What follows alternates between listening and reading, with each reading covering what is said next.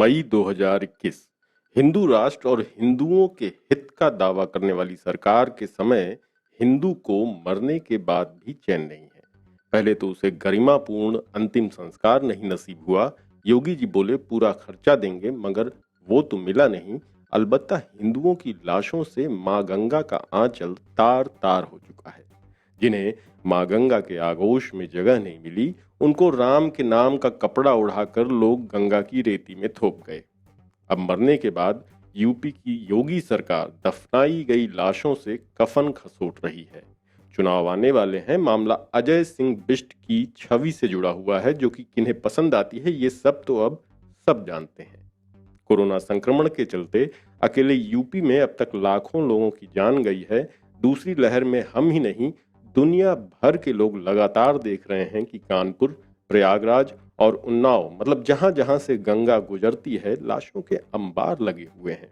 क्या नदी के अंदर और क्या नदी के बाहर, हर जगह लाशें ही लाशें।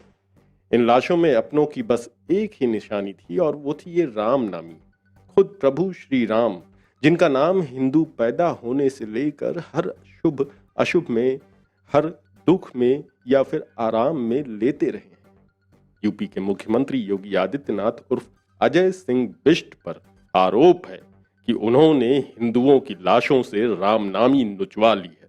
गंभीर बात यह है कि जहां ये सारी कफन खसोटी हुई है, वहां प्रशासन के भी दो अलग अलग चेहरे नजर आए हैं। एक जो मौकाए वारदात पर देखा गया, लोगों ने बयान दिए और जिसकी एकाध अखबारों में खबर भी छपी, और दूसरा जिला प्रशासन, जिसे कुछ पता ही नहीं कि क्या हुआ, कैसे लाशों से रामनामी नोची गई, किन लोगों ने नोची गई।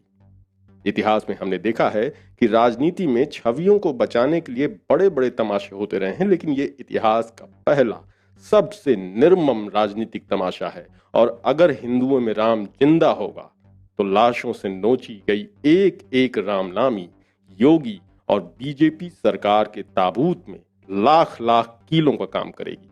अब चलते हैं सीधे मौकाए वारदात की ओर कि असलियत में ये खेल क्या है।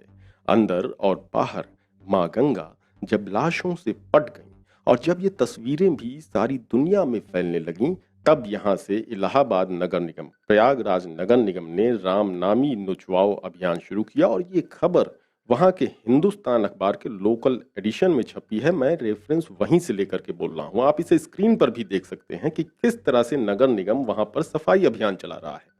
बहरहाल, चमकीली भूरी रेत में दबी लाशों पर पीली नारंगी रामनामियों का विजुअल लोगों का दिल दहला रहा था। इसलिए अपनी साख बचाना योगी आदित्यनाथ के लिए बड़ी चुनौती थी। कहां तो योगी आदित्यनाथ के कोरोना कंट्रोल करने के मॉडल की इतनी तारीफ हो रही थी, और कहां ऐसे विजुअल्स। जाहिर है कि अपनी छवि बचाने का बड़ा सवाल था, इसलिए मरने वालों के शरीर से कफन ही खसोट लिए गए। दरअसल बहुत सारे मजबूर लोग आर्थिक कारणों से या जगह न मिलने की वजह से संगम के किनारे अपनों के शव गंगा यमुना की गोद में सुरक्षित मान करके छोड़ गए थे। अचानक से उन्हें 25 मई की सुबह वहां सफा मैदान मिला। लाशों की पहचान के लिए लगाई गई बल्लियां, धोती, शॉल सब गायब है।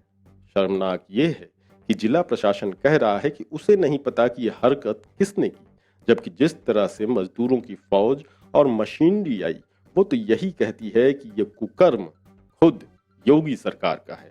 25 मई ये तारीख याद रखिएगा, क्योंकि इसके अगले ही दिन 26 मई पड़ती है, और इसी दिन 2014 में मोदी ने पीएम पद की शपथ ली थी। 26 मई की सुबह जब मोदी और योगी सोकर उठे, प्रशासन ने श्रृंगवेरपुर घाट पर रातों रात जेसीबी और मजदूर लगाकर शवों के निशान ही मिटा डाले।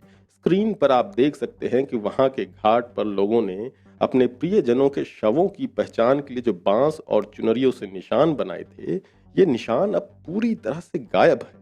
अब शमशान घाट के 1 किलोमीटर के दायरे में सिर्फ बालू ही बालू नजर आ रही है। बताया जा रहा है कि प्रशासन ने ये काम इतने गुपचुप तरीके से कराया कि बहुत सारे लोगों को इसकी भनक तक नहीं लगी। सुबह तक प्रशासनिक अमला वहां डेरा डाले रहा, लेकिन जब मीडिया ने अधिकारियों से इस बारे में पूछा तो उन्होंने कुछ भी बोलने से मना कर दिया। उल्टा सवाल करने वाले से ही सवाल पूछ लिया कि भाई बताओ, किसने शवों की पहचान मिटाई है। प्रयागराज के एसपी का कहना है कि श्रृंगवेरपुर में शवों के निशान कैसे और किसने हटवाए इसकी जांच की जाएगी। जो दोषी होगा उसके खिलाफ कार्रवाई होगी। श्रृंगवेरपुर घाट पर पुरोहित का काम करने वाले ने ऑफ द रिकॉर्ड मीडिया को बताया कि लाशों के निशान मिटाने के लिए करीब 2 दर्जन मजदूरों को लगाया गया था। इसके अलावा 2 जेसीबी भी लगाई गई थी, जो लकड़ी, बांस और कपड़े, चुनरी और रामनामी शवों से उठाई गई उन्हें ट्रैक्टर ट्रॉली में भरकर कहीं और ले जाया गया और बाद में उन्हें जला दिया गया। घाट पर बने मंदिरों में रहने वाले पुरोहित जब सुबह गंगा में नहाने को जाने लगे तो देखा कि पूरा मैदान साफ था और तो और शवों पर से निशान गायब थे। शव जलाने का काम करने वाले एक व्यक्ति ने बताया कि शवों की पहचान मिटाने के पीछे प्रशासन की क्या मंशा है ये तो वही जाने, लेकिन ये ठीक नहीं हुआ। सरकार की इस अमानवीय हरकत से स्थानीय लोग भी नाराज हैं। उनका कहना है कि जब कोरोना का पीक था और ग्रामीण क्षेत्रों से श्रृंगवेरपुर घाट पर 60 से 100 लाशें रोज दफनाई जा रही थी, तब तो प्रशासन ने कोई रोक टोक नहीं लगाई। इसलिए लोगों को जो जहां आसान लगा और जहां जगह मिली वहां वो अपनी अपनों की लाशों को दफना करके चले गए। अब शवों के निशान मिटाने से क्या होगा? जब इस मामले की चर्चा चारों तरफ होने लगी और योगी की फजीहत शुरू हुई तो वहां के डीएम भानुचंद्र गोस्वामी ने पूरे मामले की जांच के आदेश जारी कर दिए। डीएम और एसएसपी ने इस मामले की जांच की जिम्मेदारी एडीएम सिटी और एसपी गंगा पार को सौंपी है। प्रशासन का कहना है कि उनके आदेश पर कब्रों से कपड़ा या लकड़ी नहीं हटाई गई है। सवाल है कि जब प्रशासन ने ऐसा नहीं किया तो ये सब फिर किसने और किसके कहने पर किया? और सबसे बड़ा सवाल कि अगर प्रशासन ने नहीं किया तो उसने ऐसा करने वालों को रोका क्यों नहीं? पकड़ क्यों नहीं पा रहा है प्रशासन ऐसे करने वालों को? इस बात को लेकर के लोगों में सख्त नाराजगी है कि जीते जी ना तो किसी को ढंग का इलाज मिला और ना ही उचित ढंग से अंतिम विदाई मिल पाई, बल्कि लोगों की लाशों से उनके कफन भी अब नोच लिए जा रहे हैं। और ये काम योगी आदित्यनाथ की सरकार ढके छुपे ढंग से कर रही है। रामनामी हटाओ के वीडियो और फोटो पूरी सोशल मीडिया, पूरी दुनिया में वायरल हो रहे हैं। मोदी सरकार अब तक प्रचार करती थी कि दुनिया में उसके काम का डंका बज रहा है। ये अदृश्य डंका आज तक तो किसी को नजर नहीं आया था, लेकिन अब उस डंके को कवर करने, जो कि दिख रहा है, उसे कवर करने के लिए फ्रांस तक से मीडिया आ पहुंचा है। गंगा किनारे जलती और दफनाई जा रही लाशों के विजुअल्स इतने ज्यादा वायरल हो गए कि दूसरे देशों से मीडिया देखने आ रहा है। उत्तर प्रदेश के उन्नाव जिले में 25 मई को रौतापुर घाट पर इस मामले को कवर करने के लिए फ्रांस मीडिया की एक टीम आई है। घाट पर मौजूद पंडों और गांव वालों से टीम ने बात की। इसके बाद वो लोग पीएससी गए, जहां कोरोना से जुड़े हेल्थ इश्यू पर बात की। रौतापुर में भी बहुत ज्यादा शव रेती में दबा दिए गए थे, जिसके बाद बवाल मचा था। टीम को लीड कर रहे पत्रकार कोमे बेस्टीन ने पीएससी प्रभारी डॉक्टर आशुतोष वार्ष्णेय से नगर की आबादी और टीकाकरण की भी जानकारी ली।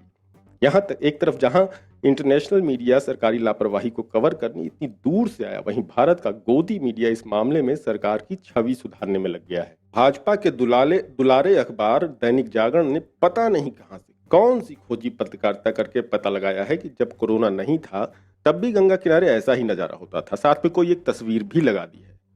उनकी ये रिपोर्ट योगी आदित्यनाथ के ट्विटर हैंडल से भी ट्वीट की गई है। अब पेपर वाला तो चमचा है। हमने बाबरी मस्जिद विध्वंस में भी इसकी कारस्तानियां देखी हैं, कश्मीर से लेकर हाथरस तक की इसकी बदमाशियां देखी हैं। लेकिन क्या योगी अजय सिंह बिष्ट, जो कि संत गोरखनाथ पीठ के हैं, क्या उनको भी भारतीय संस्कृति का ज्ञान नहीं है?